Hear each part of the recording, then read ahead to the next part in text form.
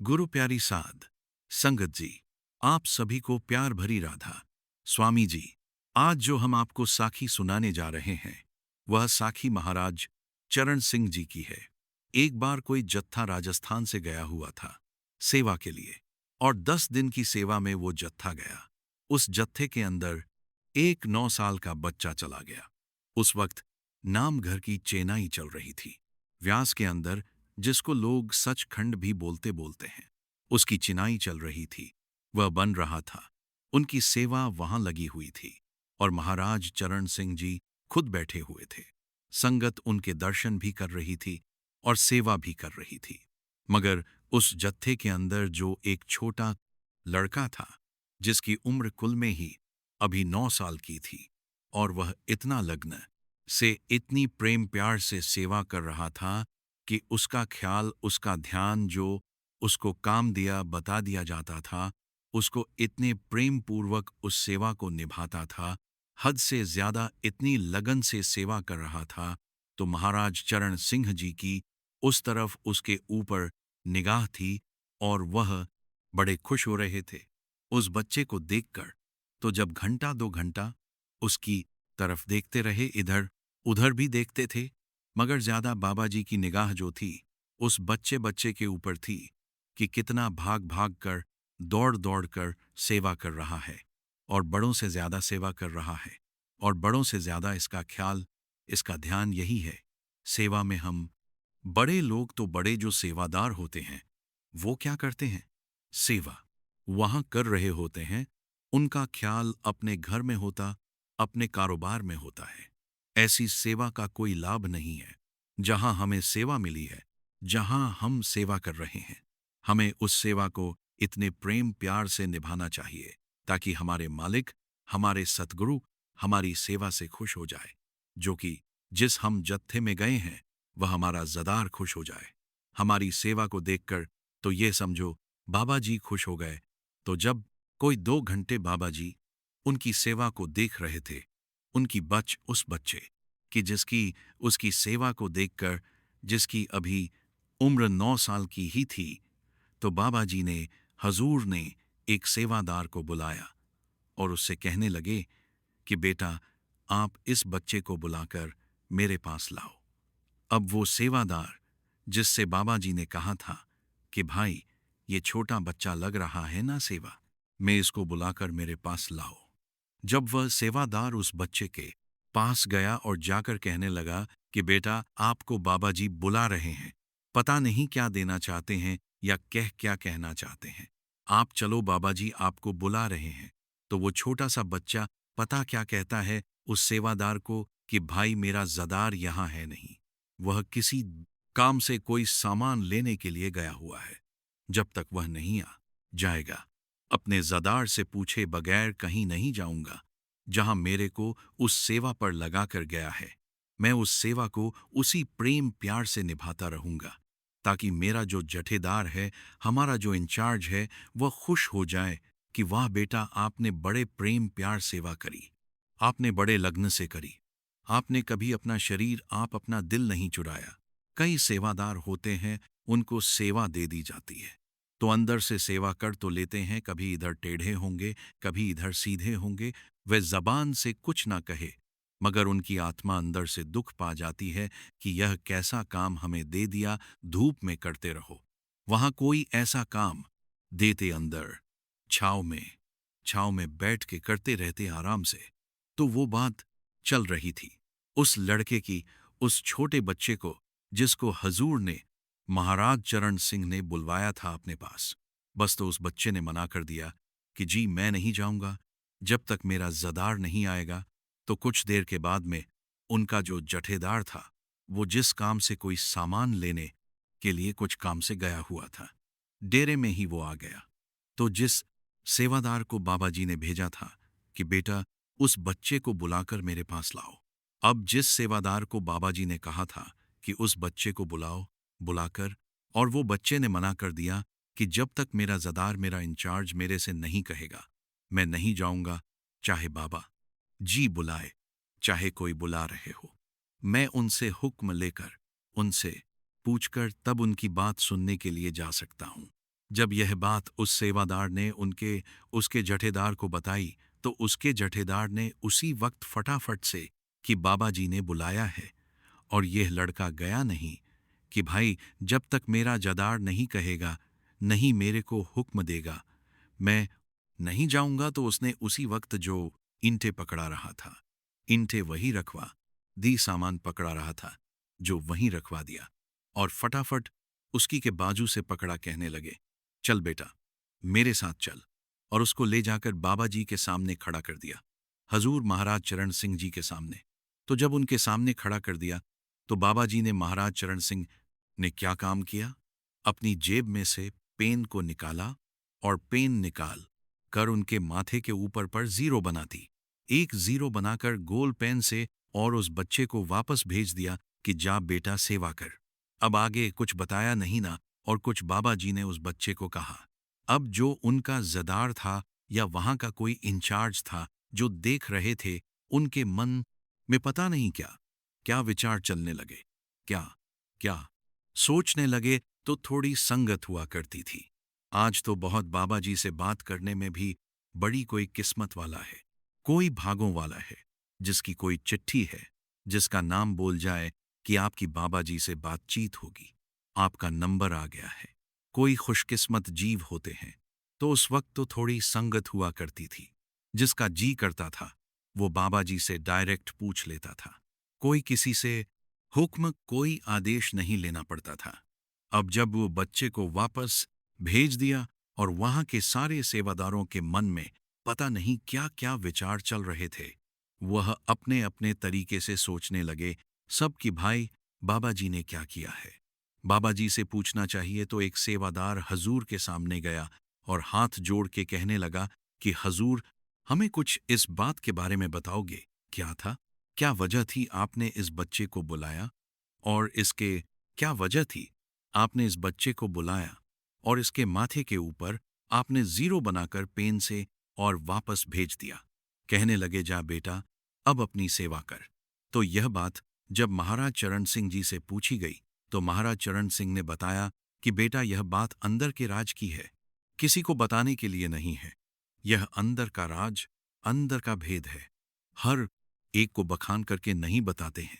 मगर संगत भोली संगत हुआ करती थी, और वो कुछ सेवादार हाथ जोड़ के खड़े हो गए कि हजूर, हमें आप जरूर बताइए, नहीं तो हम अपने अपने तरीके से पता नहीं क्या क्या हिसाब लगाएंगे इस जीरो के बारे में। क्या वजह है, क्या बात थी जो आपने यह बनाया है। तो जब महाराज चंद्र सिंह जी को मजबूर कर दिया, तो बाबा जी बोले, मुस्कुराए, कहने लगे, बेटा, यह राज की बात थी, बता बाहर बताने लायक नहीं है।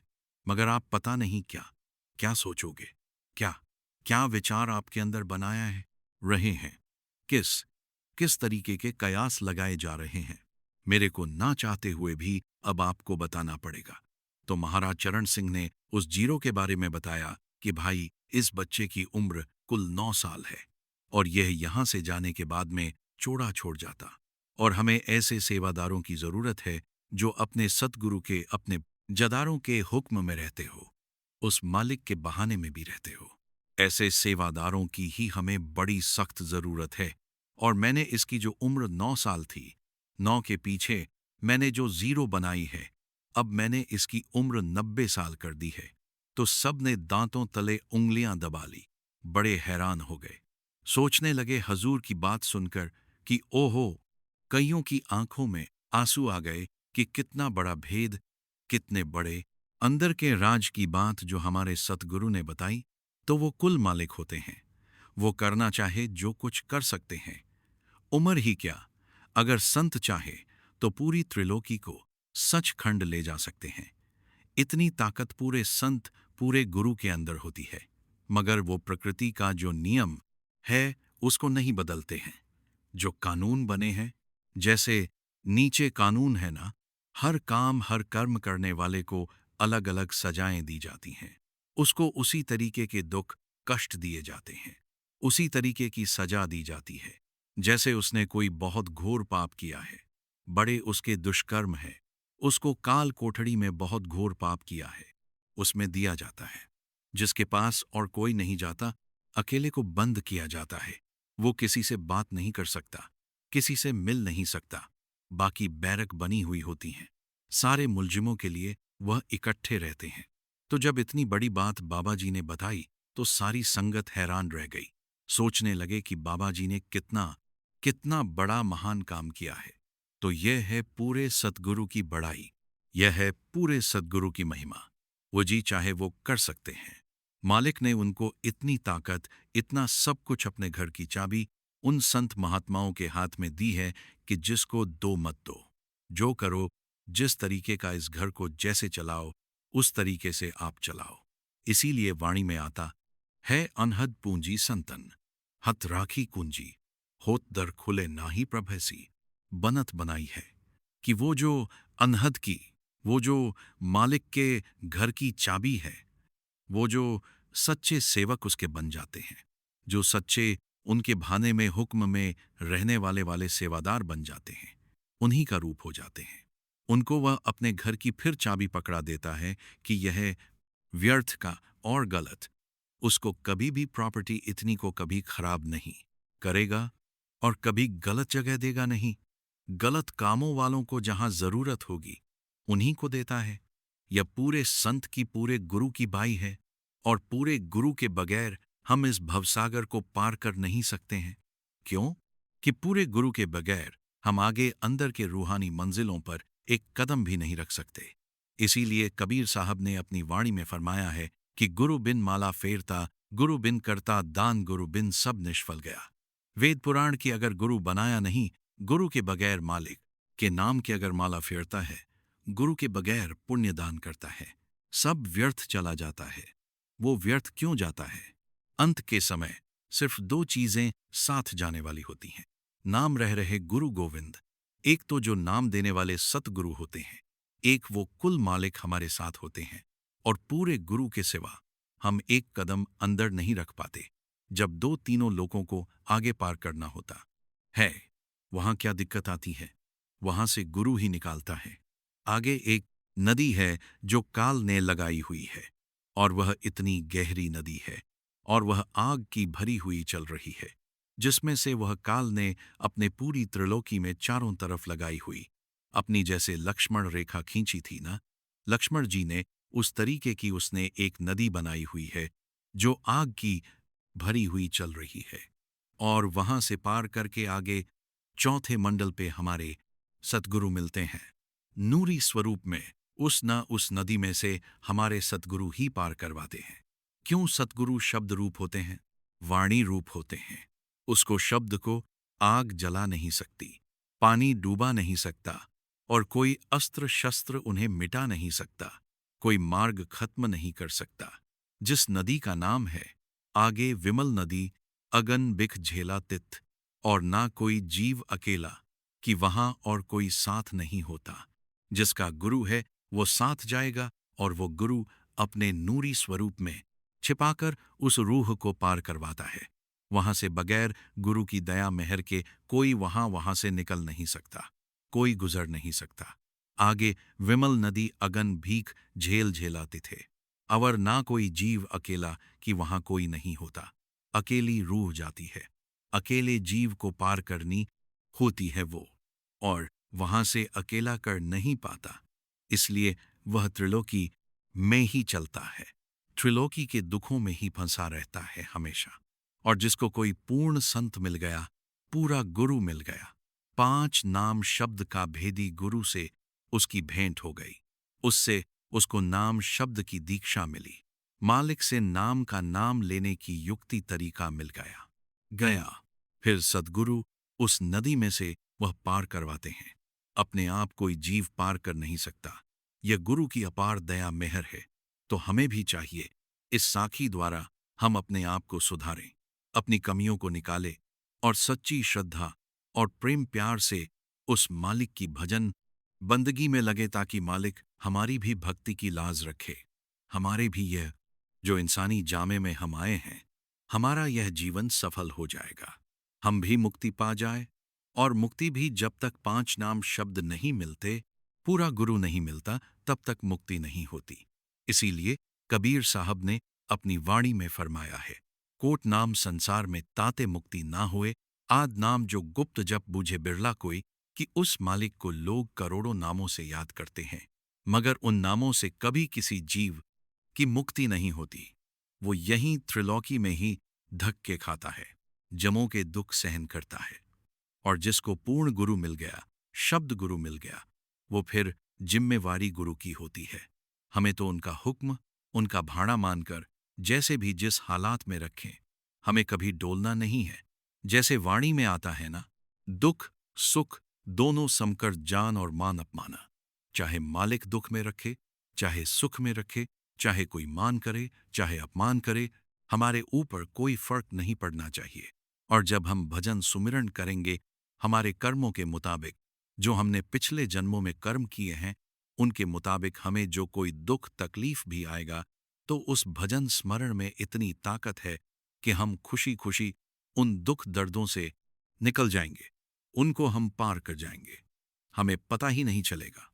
तो हमें भी चाहिए अपने पूरे गुरु की, जिनको नाम शब्द मिला है, सच्चे मन से, सच्ची लगन से, प्रेम प्यार से उनकी सेवा करें, उनका भजन सुमिरन करें, ताकि हमारा भी पार उतारा हो जाए।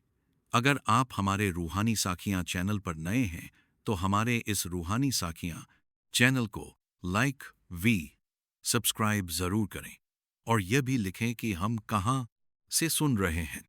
राधा स्वामी जी।